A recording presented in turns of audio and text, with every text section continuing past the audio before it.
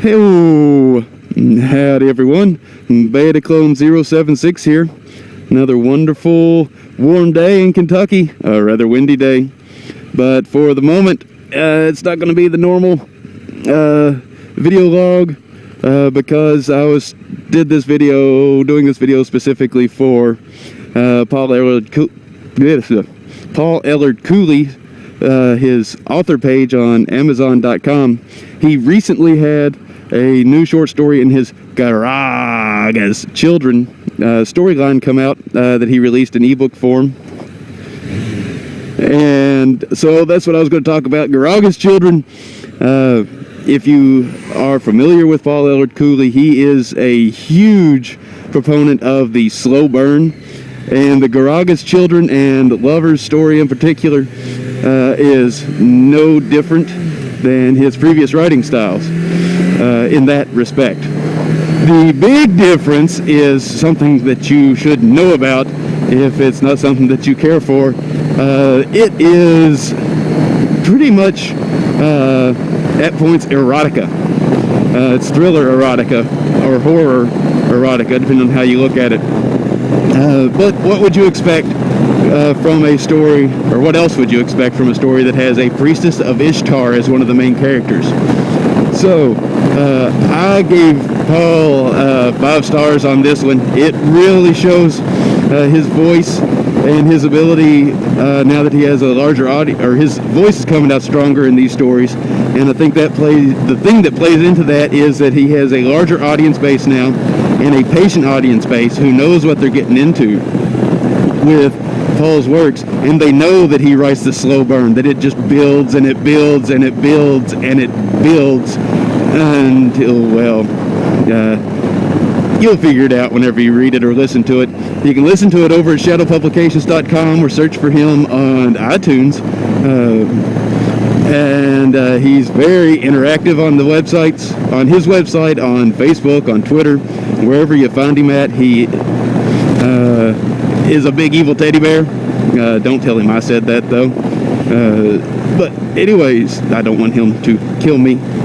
That would be definitely, I would say, if you like horror, I can't even say horror. If you like horror, thrillers, or even erotica with a twist, Lovers is definitely one worth checking out. The entire Garage as Children, for that matter, is worth checking out. And then even Closet Treats is I don't know, I would call it a novel, but I guess it's more like a long novella.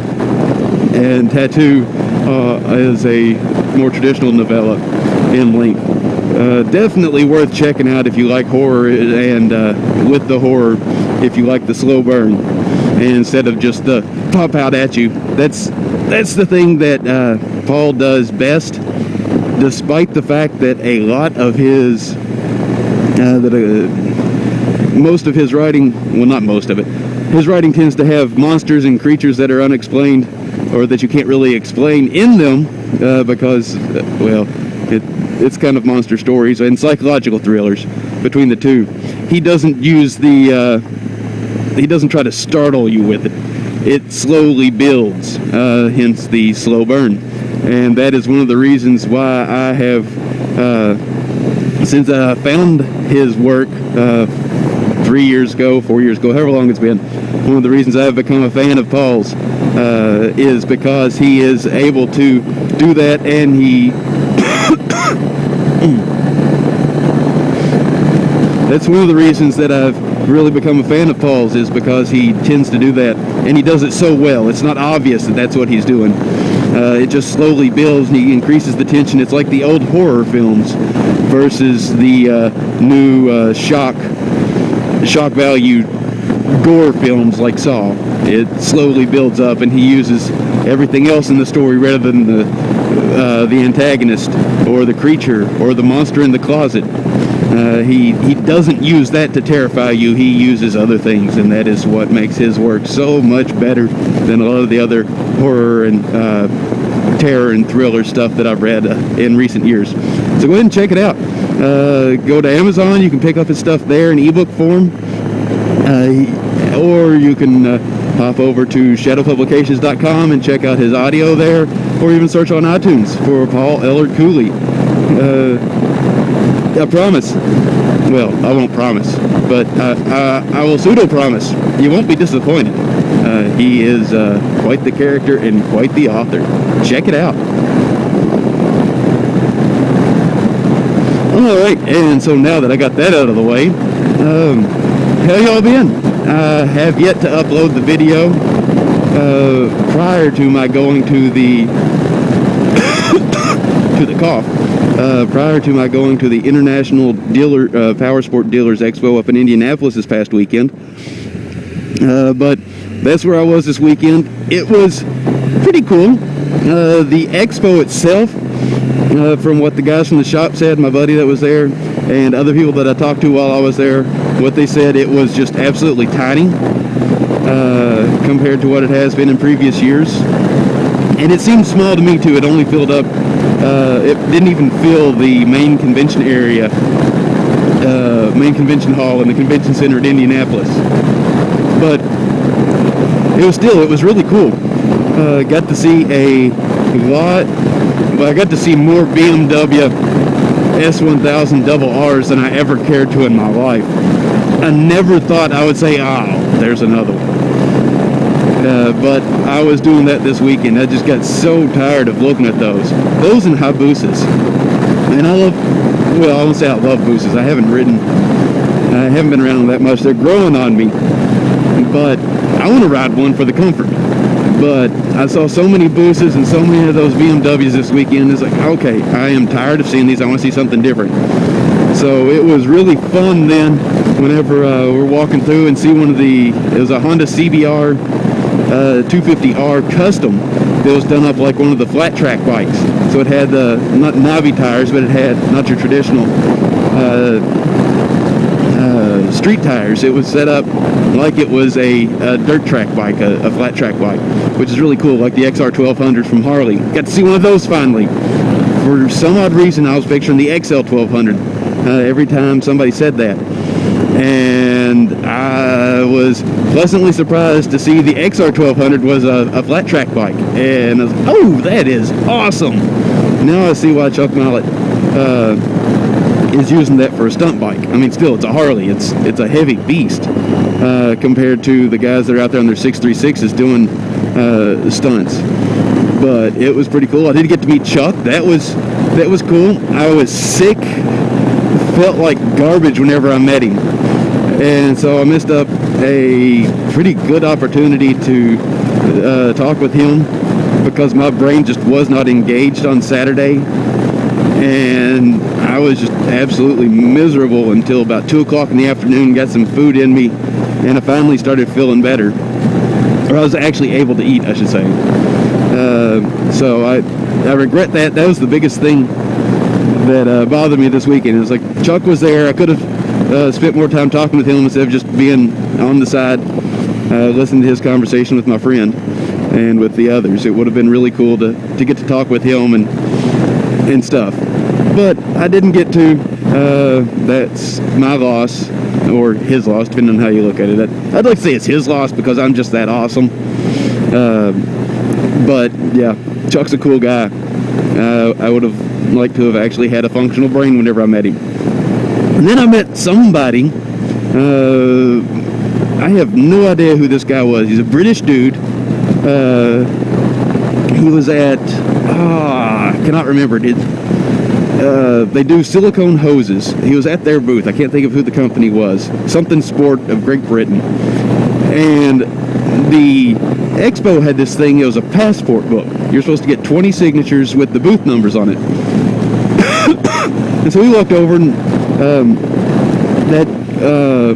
that booth had given away keychains and stuff in previous years. Somebody asked about that, and the guy just handed us some of the silicone hose keychain things, which were neat, I guess. And then we pulled out those little passport books to have him sign it, and he's like, "Oh, here, I got one better for you." And so he pulls out this poster, or not poster. It was a colored printout, basically, on decent paper of the Motorrad BMW S1000 RR, and he signs it for us. And I looked around whenever I got home Sunday. I have absolutely no clue who this guy is.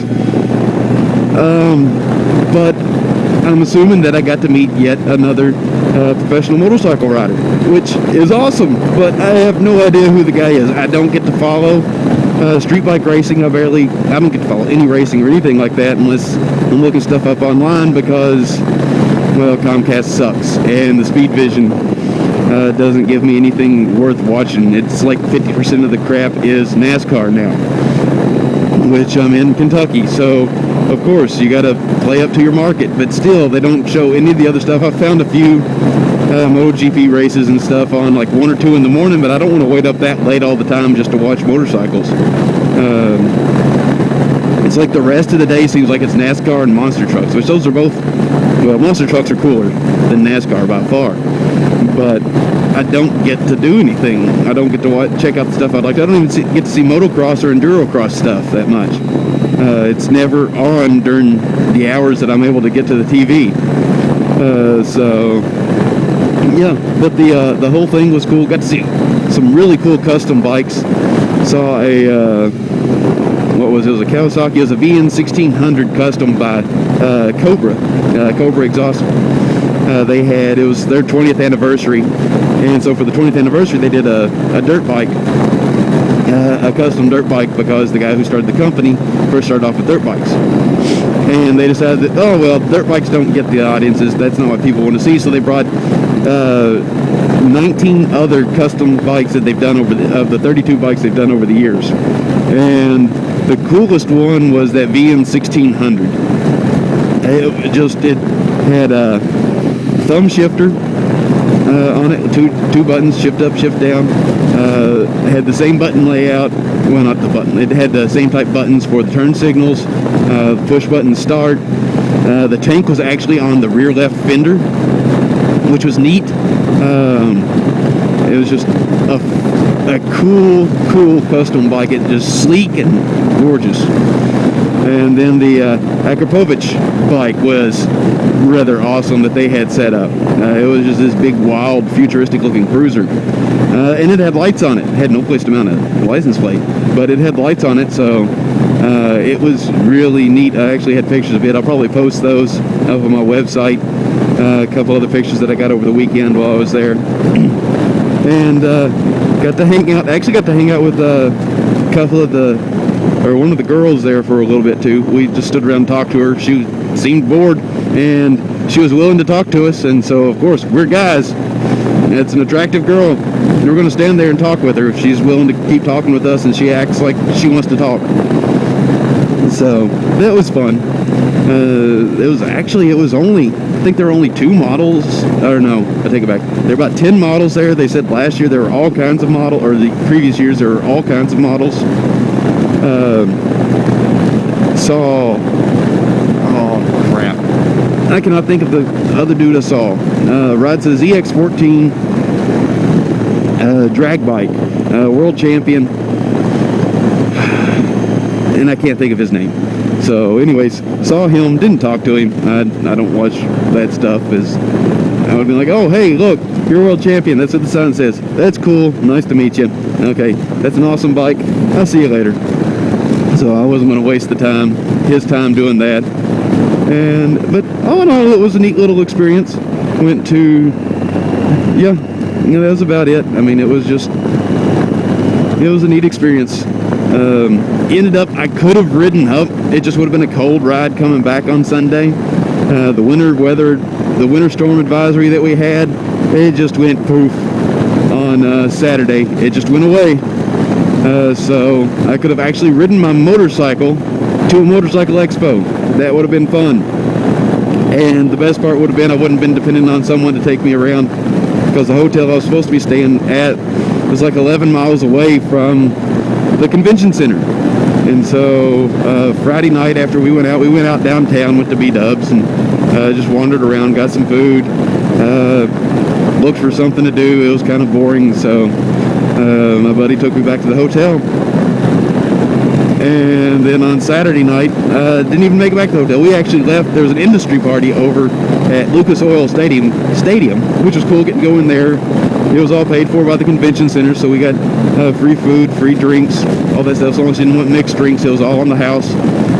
They had fake casino gambling. And I was getting ready to hop in on on one of the games, and then I heard somebody say, guy said, "I wish this was real." And then I heard one of the other people at the table say something about getting their $2,500 of pretend chips. I was like, oh, okay. Well, I'm bored now, because I was looking forward to trying to lose my money. And so that was about it. It was cool getting to go into Lucas Oil Stadium, and wander around there for a bit. And then we just went back to the hotel. Didn't even go back up to the room, because the guy and the dude's son who are staying with him were already in bed, so we just hung out down in the lobby and watched TV for like 4 hours.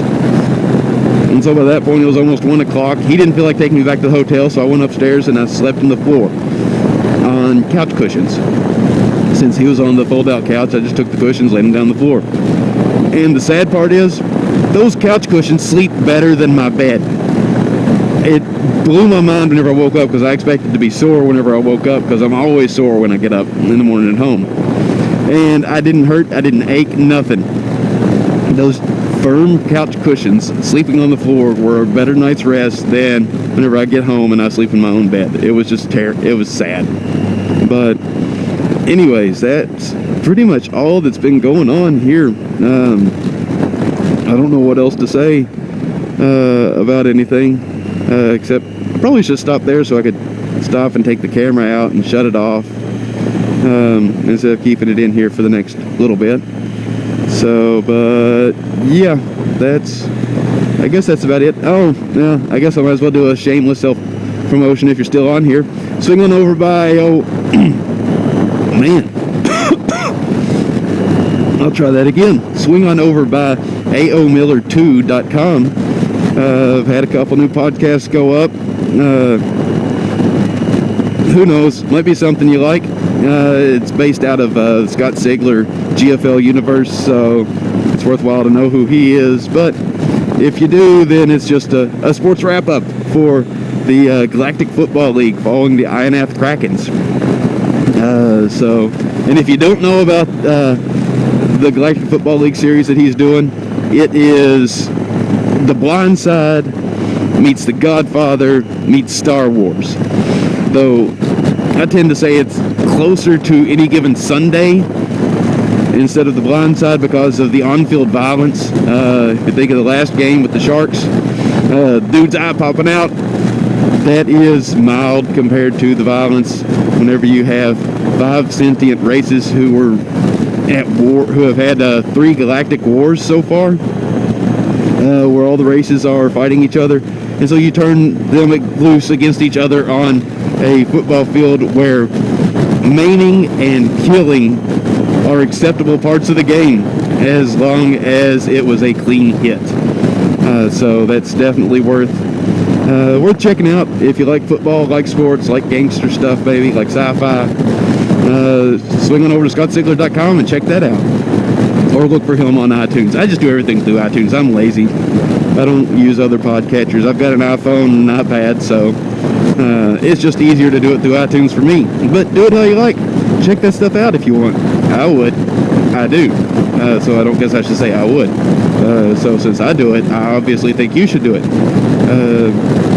Yeah, and I've actually started working on some more fiction to go on the website too for the podcast. So if you've been over there and you've checked that out, hopefully in the next couple weeks I'll have something new going up there. So anyways, I guess that's going to be about it, and I'll talk to you all real soon. And this has been Beta Clone 076, bringing the ruin of my mind to yours, one word at a time.